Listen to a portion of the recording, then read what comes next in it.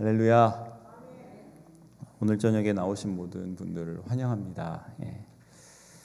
오늘은 제가 한국에서 있었던 이야기를 하나 하면서 말씀을 나누고자 합니다. 한국은요, 쓰레기 처리를 하는 것이 아주 골치가 아픕니다. 나라가 땅덩어리가 좁다 보니까 그거를 모아서 매립하고 하는데 돈이 많이 들죠. 그래서 종량제 쓰레기 봉투라는 게 생겼습니다. 그래서 지금 여기처럼 아무 봉투에나 쓰레기를 담아서 버릴 수 있는 것이 아니고요. 썩어 없어지는 그런 비닐로 제작한 그 규격 사이즈 봉투가 있습니다. 거기에다만 쓰레기를 버려야 되는 거예요. 근데 그 쓰레기 봉투 값 안에는 그 지역에서 이제 쓰레기를 처리하는 비용이 포함되어 있다고 생각하시면 됩니다. 그래서 그 봉투에만 버려야 쓰레기를 갖고 가고 그 봉투에 버리지 않으면 쓰레기를 가져가지 않는 겁니다. 참 웃기죠? 하여간 근데 이 쓰레기 봉투 값이 그래서 생각보다 비쌉니다. 봉투 3리터짜리 10개가 2,000원이에요. 3리터짜리. 3리터면은 PT병 2리터짜리 하나의 반입니다. 그러니까 그게 쓰레기가 얼마나 들어가겠어요. 그렇죠? 뭐 가격 크기에 따라서 가격은 다른데, 근데 그런 일이 생기고 나서, 그러한 제도가 생기고 나서 이제 쓰레기를 그냥 일반 봉투에 넣어서 남의 집에다가 몰래 갖다 버리는, 남의 집 앞에다가, 보통 자기 집 앞에 그 쓰레기를 버리잖아요. 근데 남의 집 앞에다가 그 쓰레기를 버리는 사람들이 생겼습니다. 왜 그렇게 사는지 모르지만 이 일을 당해보면은 아주 화가 납니다. 우리 집 앞에 누가 종량제 봉투에 넣지 않고 그 쓰레기를 놓은 거예요. 그러면 그 쓰레기는 쓰레기 치우는 사람들이 가져가지 않고 저희 집 앞에 쓰레기가 쌓이게 되는 것이죠. 근데 문제는 이 쓰레기 봉투에 들어가지 않는 어떤 전자제품이나 가구나 이런 것들을 버리게 되면 이제 아주 골치가 아파지는 겁니다. 그거를 어떻게 하지 않고 방치를 하게 되면 다른 쓰레기가 쌓여가기 시작합니다. 그리고 나중에는 거기가 쓰레기장처럼 돼버리는 거예요. 저희 아버지 교회는 도로변에 있습니다. 주방 쪽에서 나가는 문 앞에 교회에서 나오는 쓰레기를 이제 주일마다 버리곤 했는데 누군가 계속 거기다가 쓰레기를 버리기 시작을 했습니다. 아무리 종이에 여기 버리지 말아주세요라고 붙여놓고 빨간 글씨로 크게 해놔도 누군가가 계속 갖다 버리고 있었습니다. 엎친 데 덮친 격으로 이제 지나가는 사람들도 지나가다가 그곳에 쓰레기가 막 이상한 쓰레기도 막 갖다 놓고 가전제품 그런 고장난 것도 갖다 버리고 그러니까 쓰레기가 좀 모여 있지 않습니까? 그러니까 더불어 쓰레기를 지나가면서 버리기 시작을 했습니다. 지나가는 사람도 뭐 있던 쓰레기 그냥 휙 갖다 버리고, 그래서 이제 그곳에 안 좋은 문화가 생기기 시작하는 겁니다. 쓰레기를 여기서 버리는 문화. 어느 날 길 가는 어떤 사람이 제 눈앞에서 주머니에 있던 쓰레기를 거기다 버렸습니다. 제가 아저씨 왜 거기다 쓰레기를 버립니까? 라고 그랬더니 그 아저씨가 뭐라 그랬을까요? 보통 미안합니다 이러면 그냥 자연스럽게 넘어갈 일인데 내 자유인데 어때? 이런 식으로 대꾸가 왔습니다. 열이 나죠. 그래서 이제 생각해낸 아이디어가 우리도 쓰레기 버리는 장소를 거기서 좀 앞에 있는 전봇대 앞으로 옮기고 거기다가 화단을 만들어 버렸습니다. 그리고 쓰레기 같은 것이 들어오지 못하게 흙을 깔고 거기다 아주 나무를 빽빽하게 심어놨더니 이제 거기 쓰레기를 버리는 사람이 없어졌어요.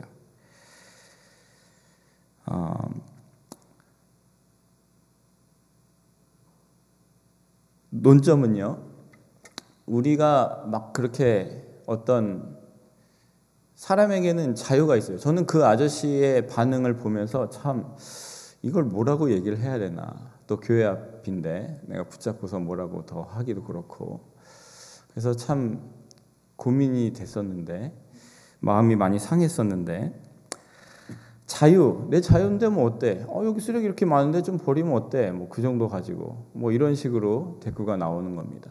과연 그것이 진짜 자유일까? 그런 생각이 들었습니다.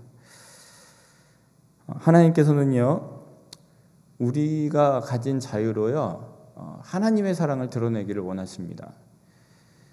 하나님은 우리에게 자유를 주셨지요. 자유의지를 주셨어요. 우리를 로봇으로 만들지 않으시고 우리에게 자유로운 의지로, 그 자유의지로 하나님을 사랑하기를 원하셨습니다. 그런데 하나님께서 주신 그 자유는요, 육체의 기회를 삶을 그 자유가 아니었고, 사랑으로 서로 종로로 탈 수 있는 자유, 그 사랑으로 하나님의 사랑을 드러낼 자유를 우리에게 주셨다는 것입니다. 육체의 기회로 삼는다는 것은요, 자기를 위해서 그 자유를 쓴다는 겁니다.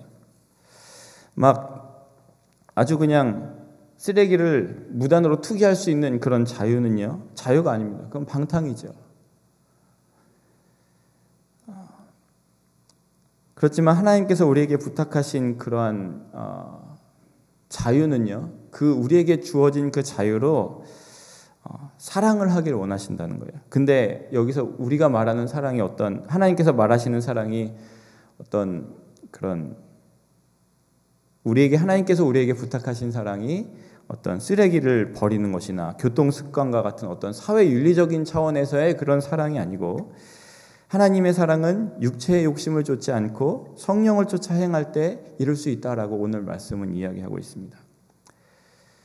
게다가 이 둘 가운데 그러니까 육체의 욕심을 쫓지 않는 것과 성령을 쫓아 행하는 것, 육체의 욕심을 쫓지 않고 성령을 쫓아 행하는 것, 이 둘 중에 하나는 분명히 내쫓겨야 뭔가가 이루어진다는 것이죠. 그래서 17절을 보시면, 오늘 본문 17절을 한번 같이 읽어보겠습니다. 같이 시작. 육체의 소욕은 성령을 거스리고 성령의 소욕은 육체를 거스리나니 이 둘이 서로 대적함으로 너희가 원하는 것을 하지 못하게 하려 함이니라. 육체의 소욕은요, 몸을 가진 모든 사람에게 날 때부터 갖게 되는 그런 욕구입니다. 그것은 자기 중심으로 모든 것을 판단하고 행하는 그런 욕망이라고 할 수 있습니다. 육체의 소욕은요, 그 소욕 안에는 하나님께서 원하시는 것을 행할 뜻이 없어요. 또 하나님의 뜻이 만약 하나님의 뜻을 안다고 할지라도 그것을 행할 힘이 없습니다. 육체의 소욕 안에는 그것을 행할 힘이 없어요. 그러나 예수 그리스도 안에서, 예수 그리스도로 인해서 하나님의 영을 우리가 받아들이게 되면 하나님의 영은 우리의 육체의 욕구를 거스리시기 시작합니다. 이 둘은 원수지간이에요. 그래서 이 둘이 공존하고 있으면 아무것도 제대로 할 수가 없는 것입니다. 자기의 유익을 구하려고 하면 이제 하나님의 말씀이 우리의 양심을 찌르고, 하나님의 말씀을 따라 살려고 하면 자기 유익이 너무하러 그렇게 살려고 하냐 하면서 가로막아 선다는 것입니다. 예수 그리스도의 사람이 되었다는 것은 성령을 쫓아 행할 수 있는 자유, 곧 육체의 욕구에서 벗어나서 하나님의 말씀을 지키며 살 수 있는 자유를 얻었다는 것입니다. 근데 우리가 분명히 알 것은 육체의 소욕이라는 게, 우리가 성령의 사람이 돼서 이 육체의 소욕을 내쫓아야 되는데, 이것을 내쫓으려고 하는데 이 육체의 소욕이라는 것이 이 원래 자기 집을 떠날 때 고분고분 떠나지 않는다는 겁니다. 너 가 이제 이렇게 한다고 그것이 가지 않는다는 거예요. 우리 안에 어딘가에 이렇게 붙잡고서 끝까지 물고 늘어진다는 겁니다. 그것을 끝까지 우리의 몸과 그런 마음의 역사를 하고 또 틈을 타서 하나님의 성령을 압박해서 다시 치고 들어오려는 것이 육체의 소욕이라는 겁니다. 제가 앞에 말씀드렸던 쓰레기를 그렇게 버리는 것이 처음에는 술에 물 탄 듯 이렇게 조용하게 그냥 들어왔지만 슬그머니 그것이 습관이 되고 그곳에 쓰레기를 버리는 문화가 생기게 되고, 또 그래서 그 문화가 생기면서 그것이 나중에는 당연시 돼서 이것이 더럽기 때문에 이제는 어떻게 얘기하지도 못하는 그런 상황에 빠지게 된다는 것입니다. 이 육체의 소욕도요, 우리 안에서만 그냥 그것이 있지 않습니다. 이것이 이제 나에 나와서 나에 관계되어 있는 이웃과 교회, 목장 안에 그것들이 영향을 주고 나타나게 된다는 것입니다. 그래서 오늘 본문 18절에 보면은요, 너희가 만일 성령의 인도하시는 바가 되면 율법 아래 있지 아니하리라 라고 말합니다. 성령의 인도를 받고자 하는 사람들이 말씀과 기도로 그렇게 섬김과 봉사로 나아가지만 교회 안에는 아직 성령의 인도함을 받지 못하는 사람들이 있을 수도 있습니다. 이 둘은요, 이제 서로 영향을 주게 되는 것입니다. 구원을 받았다고 하지만 성령을 쫓아서 살아가지 않는 사람 역시 이제 성령을 따라 살아가는 사람에게 서로 이제 이게 뭔가 맞지가 않잖아요, 코드가. 그러니까 부딪히고 문제가 생길 수 있다는 것입니다. 자, 이런 것을 할 때 우리가 율법 아래에 있지 않고 은혜 아래에 있으면 모든 것이 참 쉬워집니다.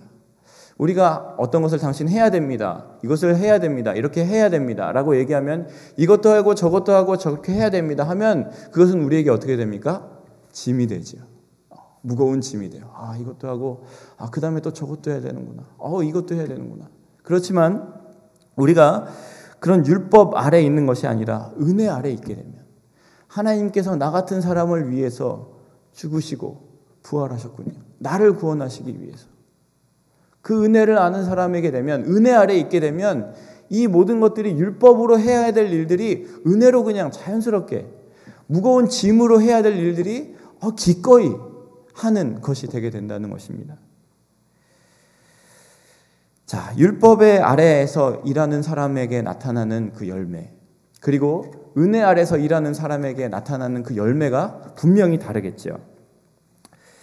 그래서 그 열매가 어떤 일들이 나타나게, 만약에 율법의 아래에서 나타나는 그런 사람들이 율법의 아래에 있는 사람들에게 나타나는 열매가 어떤 것인가라고 이제 보게 되면은 그렇게 되는 겁니다. 그 19절에 보면 음행과 더러운 것과 호색과 우상숭배와 술수와 원수를 맺는 것과 분쟁과 시기와 분냄과 당지는 것과 불리함과 이단과 투기와 술 취함과 방탕함과 그 같은 것들이다. 하나님께서는요, 그런 사람들에게 분명히 말씀을 하십니다. 이런 일을 하는 자들은 하나님의 나라를 유업으로 받지 못할 것이다. 율법으로 하는 사람에게는요, 은혜가 없습니다. 그러니까 그 안에서 나타나는 것들이 처음에는 율법이라니까 법이라니까 하겠죠. 그렇지만 그것이 조금 지나다 보면은 나에게 짐이 되고 그것으로 인해서 내 안에 있는 악한 것들이 이제 나오기 시작하게 된다는 것입니다. 예를 들면 처음에는 그냥 그래 은혜로 이렇게 하겠다 그렇게 되지만 나중에는 이것이 내 이익과 부합된다면 이것들은 부딪히게 된다면 이것들을 안 하게 되는 것이죠. 또 이것으로 인해서 내가 드러나지 않고 다른 사람이 드러나게 된다면 부딪히게 되는 것이죠. 또 그것으로 인해서 교회 안에 그룹도 나눠질 수 있고 그런 문제가 일어날 수 있다는 것입니다. 물론 교회만이 아니라 다른 곳에서도 마찬가지죠. 근데 하나님께서 이런 사람들에게, 그러한 열매를 맺는 사람들에게 분명히 말씀하신 것은 이런 자들은 하나님의 나라를 유업으로 받지 못할 것이다 라고 말씀하고 있습니다. 자, 여기서 잘 들어야 됩니다. 우리는요, 하나님 나라를 이 땅에서 전하는 사람들입니다. 그러니까 하나님 나라를 이 땅에서 살아가는 거예요. 하나님 나라의 삶을 이 땅에서 살아가는 사람들이에요. 자, 그 나라와 그 영광을 우리의 눈으로 지금 보고 있는 사람들입니다. 우리는 이 땅에 살지만, 우리가 지금 여기에 살고 있긴 하지만 하나님의 나라를 바라보기 때문에 이 땅에서의 사람들이 이 정도 하면은 막 어떻게 문제가 일어나고 해야 될 일들이 나한테는 이젠 아무것도 아닌 게 되는 거예요. 이 정도야 나에겐 그 나라가 있는데. 그러면서 그 나라를 소망하면서 이 땅에서 그 나라를 향한 삶을 살아가는 사람들이 우리라는 겁니다. 그러니까 주님께서 말씀하신 것이 그거예요. 이런 일을 하는 자들은 하나님의 나라를 유업으로 받지 못할 것이다. 이제 바울이 말하는 것이 바로 이 포인트인데, 우리는요, 그 나라 영광을 우리의 눈으로 보고 그리고 그 마음으로 세상에서 살면서 하나님의 사랑을 전하는 사명이 우리에게 있다는 것입니다. 하나님의 나라를 이미 이 땅에서 경험하면서 사는 사람들이 우리 자신이라는 거예요. 지금 새로운 삶 공부하고 있는데요. 이 부분에 대해서 이것이 분명하게 다뤄지고 있습니다. 이 부분을 읽으면서 얼마나 은혜가 되고 그런지 몰라요. 우리는 이 땅에서 사명자인데 그것이 하나님의 나라를 이 땅에서 전하는, 그 사랑을 전하는 사람들이라는 겁니다. 하나님의 나라에 들어갈 수 있을지는 모르나 하나님 나라를 상속받지 못한다. 하여간 우리는 하나님 나라를 이 땅에서 살아가는 사람들이라는 것인데, 그리스도 예수의 사람들은요, 육체의 소욕과 싸우는 일을 넘어서서 결국 이제는 그것을 넘어서서 내가 지금 율법으로 아니면 육체의 내 욕구로 어떻게 하는 것을 넘어서서 이제는 성령의 열매를 맺는 사람들이 되어야 된다라고 말하고 있습니다. 성령의 열매가 그 삶 가운데 자연스럽게 맺히게 된다는 거예요. 오직 성령의 열매는 사랑과 희락과 화평과 오래 참음과 자비와 양성과 충성과 온유와 절제니라. 우리의 삶이 이런 것들이 흘러가는 삶, 이러한 삶을 사는 사람들이 하나님의 나라를 유업으로 받는 사람들이라는 것입니다. 성령의 열매를 맺는 사람들은요, 있는 것으로나 어떤 보이는 것으로 희락을 누리고 사는 사람들이 아닙니다. 눈에 보이는 것으로 희락을 누리고 사는 사람들이 아니에요. 왜냐하면 있는 것으로나 보이는 것으로 우리가 그것을 희락을 누리게 된다면, 그것이 우리에게 기쁨이 되게 된다면 당장 시험이 찾아오고 비교하게 된다는 것입니다. 나는 하나님 나라의 삶을 살아가는 사람들인데, 성령의 열매를 맺고 살아가야 되는데, 내가 그렇게 살아가면서 보이는 것들을 자꾸 보다 보면은 서로 어떻게 되죠? 비교하게 되는 거예요. 나는 저런데 저 사람은 저렇게 됐네. 이렇게 나는 이렇게 사는데 저 사람은 저렇네. 나는 저 사람은. 비교하다 보면은 우리 안에 성령의 열매 대신에 다시 우리를 떠나갔던 육체의 소욕들이 들어와서 안 되겠다 나도. 이런 식으로 된다는 것입니다. 성령의 열매를 맺는 사람들은 주님께서 우리에게 주신 그 기쁨을 즐거워합니다. 십자가 위에서 이미 행하신 하나님의 은혜, 그것만을 즐거워하는 사람들입니다. 그 가운데서 화평을 누린다는 것입니다. 때로 우리가 살아가다 보면 마음에 완전 폭풍우가 일어나서 눈에 핏줄이 서고 목에 핏대 서는 일들이 일어날 때가 있습니다. 도저히 참을 수 없다 이거는. 눈까지 충혈될 정도로, 목에 핏줄이 설 정도로. 웃으시는 분들은 경험하신 분이죠. 그러면 우리 마음에는요, 거짓말처럼 화평이라는 것이 사라지게 됩니다. 우리가 은혜를 아는 자고 그 십자가, 그것을 기쁨으로 사는 사람들인데, 우리에게 진짜 그런 일이 딱 닥치게 되면 어떻게 됩니까? 화평이라는 것이 화평이 뭐예요? 지금 화평이 잠깐만 나가 있어봐. 이런 식으로 되는 거예요. 단 한 번도 나는 화평을 몰랐던 사람처럼 변하게 된다는 것입니다. 하지만 우리는 어떻게 해야 됩니까? 다시 주님께로 돌이켜야 됩니다. 갈등하면서 우리 속에 죄를 다시 보게 돼요. 인격적으로 우리가 완성해 갈 수 있는 것이 아무것도 없다는 것을 그 상황에서 다시 화평을 잃은 나를 보면서 발견하는 게 됩니다. 나는 정말 아무것도, 내 인격적으로 아무것도 할 수 없구나. 욕심을 버리고 다시 돌아보니까 죄악에 뒹굴고 있는 나 자신을 다시 보게 됩니다. 그때 주님께로 다시 돌아갑니다. 이런 사람인 줄 주님께서 벌써 아시고, 그럼에도 불구하고 나를 사랑하시고 나를 위해 십자가로 그 사랑을 보여주셨군요. 그것이 우리의 고백이 되는 것이죠.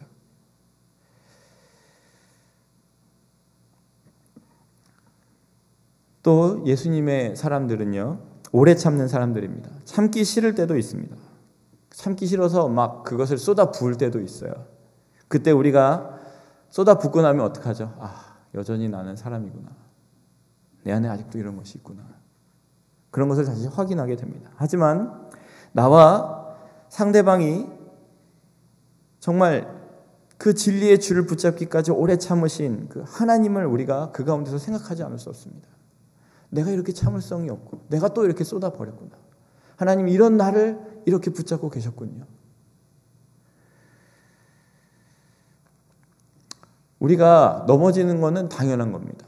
우리가 오래 참지 못하고 쏟아붓고 폭발하는 것은 당연한 거예요. 그러면 내가 한번 서로 물고 뜯어보면 상처만 남고 쓴뿌리만 내 안에 남아있고 그것이 쌓여간다는 것을 우리가 알게 되는 것이죠. 우리가 삶의 주관자가 아니라는 것을 시인하지 않을 수가 없게 되는 겁니다. 아닌데 해봐야, 아닌데 그런 것처럼 해봐야 아무런 소득이 없습니다. 우리는 그와 나 사이에 그리스도의 십자가를 두고 또 빛과 소금의 역할을 감당하는 자로 그렇게 그것을 두고 우리가 서로 교제해야 된다는 것을 나는 나로서는 아무것도 할 수 없구나. 이런 나를 붙잡고 계시고 하나님이 그런 저 사람을 붙잡고 계시구나. 그러면서 그 안에 우리가 다시 나아가야 된다는 것이죠. 하나님께서 함께 하시지 않으면 나는 오래 참을 수 없는 겁니다. 나로서는 할 수 없다. 그것이 이때 발견되는 것이죠. 예수 그리스도의 사람들은요, 또 자비를 베푼다고 얘기합니다. 자비는요, 사랑의 근본적인 그런 어떤 불쌍함의 바탕을 둔다고 생각하면 되겠습니다. 불쌍함. 모든 사람은요, 아주 근본적으로 아주 어리석고 무지합니다. 10개의 물속은 알아도 사람 속은 볼 수 없다는 것이 왜 그럴까요? 탁하기 때문에 그래요. 그만큼 탁하고 악하고 어리석어서 볼 수가 없는 거예요. 나 사람은 이럴 수밖에 없구나. 우리가 믿음에 큰 시험이 들 때가 언제입니까? 어떤 사람으로 인해 어떤 상처를 받았을 때 그것이 참 큰 상처가 됩니다. 그런데 우리는요, 사람을 믿을 존재가 아니에요. 사람은요, 자비로 그냥 바라봐야 돼요. 사람의 근본이 그렇다는 것을 불쌍히 여기, 나도 그렇고 저 사람도 그렇고. 그런 자비의 바탕을 두고 그리스도의 사람들은 봐야 된다는 것을 또 성경은 얘기하고 있고요. 또 양선을 행해야 된다. 그것이 나타나야 된다라고 말씀하고 있습니다. 양선은요, 착한 사람입니다. 착한 사람. 공연히 사람을 좌지우지하려고 하지 않고요. 그냥 선하게 살려고 노력하는 겁니다. 어떤 사람은요, 착한 사람을 이용해 먹으려고 하는 사람이 있습니다. 저 사람은 그래서 그걸 이용하려는 사람이 있어요. 그럴 때 화가 나죠.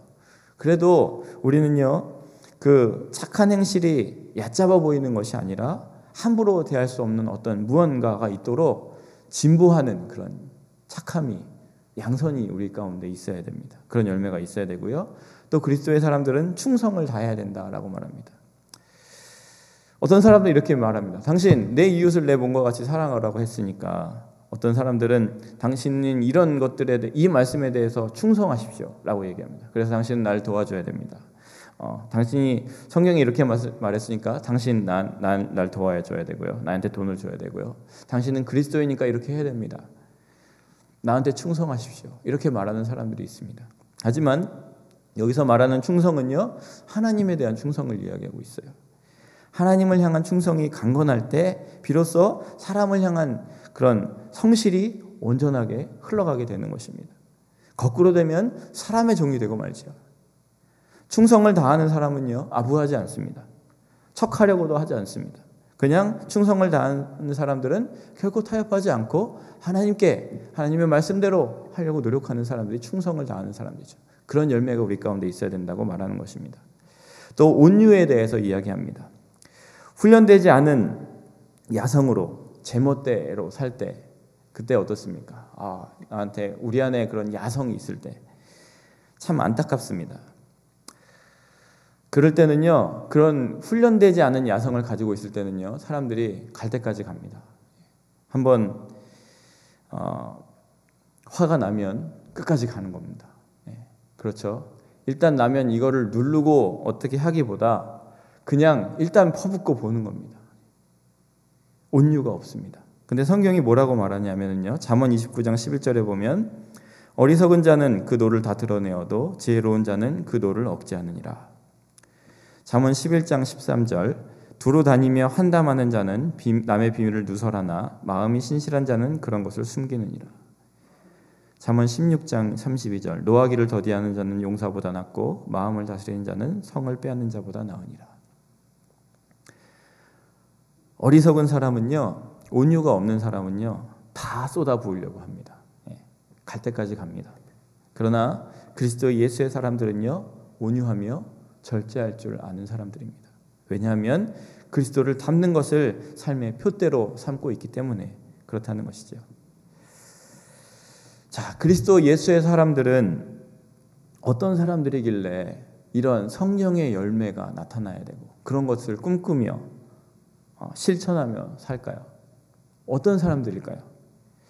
갈라디아서 5장 24절에 보면은요, 어떤 사람들이라고 얘기하고 있냐면요, 그리스도 예수의 사람들은 육체와 함께 그 정과 욕심을 십자가에 못 박았느니라 라고 얘기합니다. 다시 한번 같이 읽겠습니다. 24절입니다. 시작. 그리스도 예수의 사람들은 함께 그 정과 욕심을 십자가에 못 박았느니라. 그 정욕과 탐심을 십자가에 못 박았느니라. 어떤 사람이 성령의 열매를 맺으며 살 수 있을까? 어떤 사람이 이걸 맺으며 살 수 있을까? 그 사람은요, 내 십자가에 내 몸만 박힌 것이 아니라 내 정욕과 내 정과 내 욕심까지도 못 박은 사람이 그럴 수 있다라고 기억하고 있습니다. 성령의 열매를 맺는 사람은요, 그것을 한 번에 맺을 수 있는 사람은 없어요. 우리가 자꾸 넘어질 겁니다. 분노도 할 줄 알고요. 분노도 해보고요. 그렇지만 그것으로 인해서 나타나는 열매가 어떤 것인지 알고, 내가 또 이렇게 했구나. 나에게 이런 쓴뿌리가 있구나. 그런 것들을 발견하면서 다시 주님께로 돌아가고 그러면서 내 정과 내 욕심을 십자가에 못 박는 사람, 그런 사람들이 그럴 수 있다라고 오늘 본문은 분명하게 이야기하고 있습니다. 우리는 이 부분을 굉장히 중요하게 보아야 될 것입니다. 정이라는 것이 정욕이 완전히 사라졌다는 것이 아닙니다. 욕심이 없어졌다는 말도 아닙니다. 이 정욕과 이 탐심은요, 언제나 자기가 하고 싶은 이야기를 우리 가슴 속에 말하고 계속해서 찾아옵니다. 그것이 완전히 없어질 수는 없어요. 그러면 이 정과 욕심을 못 박았다는 이 말씀의 뜻은 무엇입니까? 그것은 이 마음은 육체인 내가 하는 생각이고 마음이구나. 나는 너를 듣지 않을 것이다. 우리가 그런 자세로 나가야 된다는 것입니다. 네가 하는 말을 나는 더 이상 듣지 않을 것이다. 자꾸 우리가 살아가려고 할 때, 우리가 성령의 열매를 맺으려고 할 때 자꾸 우리 가운데 찾아와서 네가 이런 것들을, 너 이런데 이렇게 해야지, 너 이렇게 해 라고 얘기할 때 나는 네가 하는 그런 말들을 듣지 않을 것이다 라고 우리가 선언해야 된다는 것입니다. 그리고 우리가 그 가운데서 너 그런 이 악한 것들아, 너는 떠나가라. 나는 하나님의 말씀과 성령의 인도하심을 받을 것이다 하면서 선언하고 떠나가는 것이 그리스도인의 사람이라는 것입니다. 이것이 오늘 24절에서 말하고 있는 정과 욕심을 십자가에 못 박는 그런 그리스도의 사람들을, 이런 사람들이라는 것을 이야기하고 있습니다. 본성대로 행하는 것은요, 그리스도를 죽이는 일이 될 뿐이고요, 자기 자신이 정말 죄인이 될 뿐인 것을 예수님 앞에 깨달았기 때문에 정말 헛된 영광을 구하고 서로 격동하고 서로 투기하는 것은 허망하다는 것을 이미 아는 것입니다. 이미 우리가 해봤잖아요. 우리는 다 알잖아요. 그러니까 이제 그것들을 이미 아는 거예요. 우리가 본질상 진노의 자녀라는 것을 인정하는 자는 하나님 앞에 무릎을 꿇게 되어 있습니다. 하나님, 난 이럴 수밖에 없는 존재군요. 하나님, 나를 용서해 주십시오. 이런 나를 사랑하셨군요. 그리고 그분의 거룩하심을 배울 소망을 갖게 되고, 하나님, 내가 당신을 닮고 싶습니다. 이런 나에서 벗어나고 싶습니다 라고 고백하는 것이 우리의 고백이 되는 것입니다. 라디오 MC 중에 허수경 씨라는 분이 있습니다. 그분은요, 첫사랑과 결혼을 했습니다. 아이 갖기를 소망했고 어머니가 되고 싶었습니다. 두 번째 유산 후에 어렵게 시험관 아기에 이제 도전을 하게 됐습니다. 번잡스러운 모든 절차를 다 마치고 이제 남편이 오기만 하면 되는 날이었는데 남편이 나타나지 않는 겁니다. 남편은 밤늦게 술에 취한 채 들어와서 이런 말을 했다고 합니다. 내 아이를 당신에게서 낳고 싶지 않아. 너무나 뼈아픈 말이죠. 나중에 남편이 다시 아이를 갖자고 제안했을 때 그녀는 이렇게 말을 했습니다. 이제는 아이를 낳을 자신도, 아이를 기를 자신도 없어 라고 하면서 아주 매몰차게 갚아주었다고 합니다. 남편에게 아주 뼈아픈 말을 확실히 갚아준 것입니다. 확실히 갚아주었으니까 속이 시원할 줄 알았는데 그게 아니었습니다. 도리어 꼭 그렇게 하지 않아도 될 것을 하는 후회가 되게 되었습니다. 육체의 일이라는 것은요, 어떻게 보면 정당한 것입니다. 너무나도 정당하기 때문에 그렇게 행할 수 있습니다. 하지만 그렇게 행하고 나면 똑 부러진다 이런 말 들을지언정 하나님께 속한 희락도 사랑도 평강도 그런 열매 맺을 수 없습니다. 사람이 자기 자신에게 정직한 순간에 진정으로 가치를 매기는 것도 어떤 똑부러지게 갚아주는 능력이 아니고요, 온유와 절제로 마음을 다스리면서 그리스도를 얼마나 닮았느냐, 그것에 있습니다. 성령을 쫓아 사는 것, 성령의 인도를 받는 것, 성령으로 사는 것은요, 유일하게 우리의 영과 혼과 육 모두를 만족시켜 주는 것이라는 것을 우리가 잊지 않았으면 좋겠습니다. 대통령이 새로 뽑히고 나면 대통령이 이제 그런 다 장관들을 새로 뽑지 않습니까? 그 대통령의 사람들입니다, 한마디로. 근데 그 대통령의 사람들은요, 대통령의 품격과 그 권위를 지켜주는 사람들이죠. 만일 개인적인 이득을 취하거나 불법적인 일에 관여하다가 적발이 되면 그 자리를 물러나게 됩니다. 자기를 지명한 대통령에게 도를 끼치지 않기 위해서 그런 것이죠. 우리는요, 그리스도 예수의 사람들입니다. 예수님의 품격과 위엄을 이 세상에서, 사랑을 이 세상에서 드러내는 사람들입니다. 동시에 우리 스스로 주님을 닮는 것을 최고의 목표로 삼는 사람들이 우리라는 것입니다. 우리는 성령을 따라 살기 위해서 때로는 아픔을 당하기도 하고 낙담할 때도 있고 실패와 좌절의 터널을 통과할 때가 있습니다. 하지만 그것이 무슨 상관이 있겠습니까? 우리 안에 성령의 열매를 맺는다는 이 놀랍고 아주 기이한 그 약속이 기쁨으로 우리에게 따라오기 때문에 내가 때로 아픔과 낙담하고 실패와 좌절의 터널을 지나간다고 할지라도 그 이후에 오는 그 기쁨과 희락을 아는 사람이기 때문에 그것들을 감당해낼 수 있는 것입니다. 육체의 정욕과 탐심이 완전히 꺾어지는 그 순간에 찾아오는 그 거룩함의 축복은요, 하나님의 영을 더욱 따르도록 인도해 주게 되는 것입니다. 지난주 삶공부 시간에 그런 이야기가 있었어요. 우리가 죄악을 하나를 꺾을 때, 우리가 하나님께 나아가는 것을 방해하는 것을 한 걸음을 내딛어서 그것을 꺾는 것이 어렵지, 그것이 한 번 꺾이고 나면은 그 안에 있는 그것으로 인해서 얻어지는 그 거룩함의 그 기쁨이 우리가 이것들을 버릴 수 있게 만든다고. 우리의 힘으로는요, 아무것도 이겨낼 수 없습니다. 그렇지만요, 하나님께서 원하시는 대로 하나님께 우리가 나아갈 때 우리를 힘들게 하는 것, 우리의 그런 정과 우리의 그런 욕심을 한번 꺾고 하나님께 나아가서 드려보면은요, 그것으로 인해서 우리에게 오는 그 거룩함의 기쁨, 그것이 우리가 더 나아갈 수 있게 만든다는 것입니다. 더 하나님께 나아갈 수 있게 만들어준다는 것을 기억했으면 좋겠습니다. 그리스도의 예수의 사람들, 여러분 모두 그리스도의 예수의 사람들이십니까? 아멘. 그렇다면 하나님의 말씀을 듣고 성령님의 인도를 받아서 사시기 바랍니다.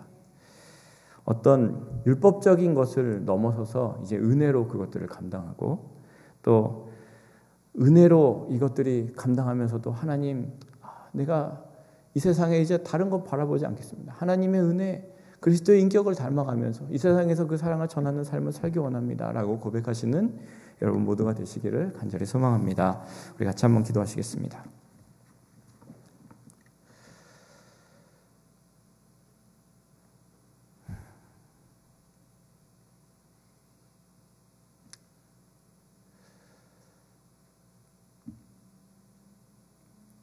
하나님 아버지, 우리가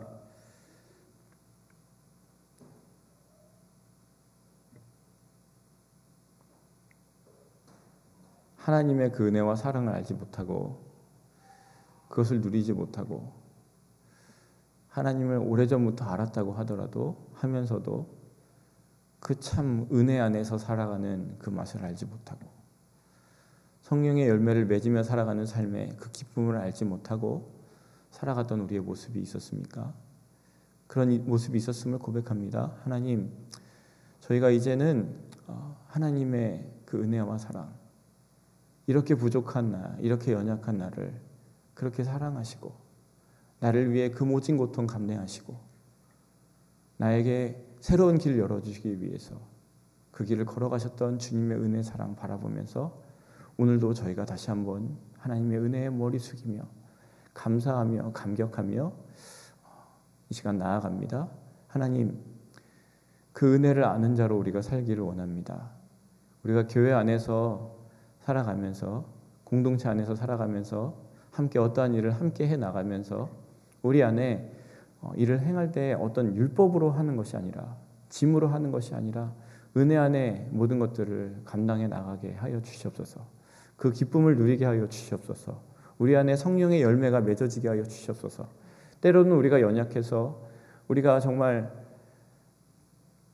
후회할 만한 일들을, 우리 안에 쓴뿌리들이 다시 드러나고 발견되었을 때에, 그럴 때도 다시 우리를 향하신 그 하나님의 사랑, 그 은혜를 기억하며 하나님께 돌아가서 우리의 육체의 정과 욕심을 내려놓고 하나님의 그리스도의 인격을 담는 자로 또 다시 한번 결단하고 그렇게 나아가는 그런 결단이 우리 공동체 가운데 있게 하여 주시옵소서. 그런 하나님의 은혜를 사모하는 자들이 되게 하여 주시옵소서. 성령의 열매를 맺어가는 사람들이, 그런 그리스도의 사람들이 될 수 있도록 하나님 우리를 붙잡아 주시고 함께하여 주시옵소서. 우리의 모든 결단들, 우리의 마음들 받아 주시옵소서. 예수 그리스도의 이름으로 간절히 기도드립니다.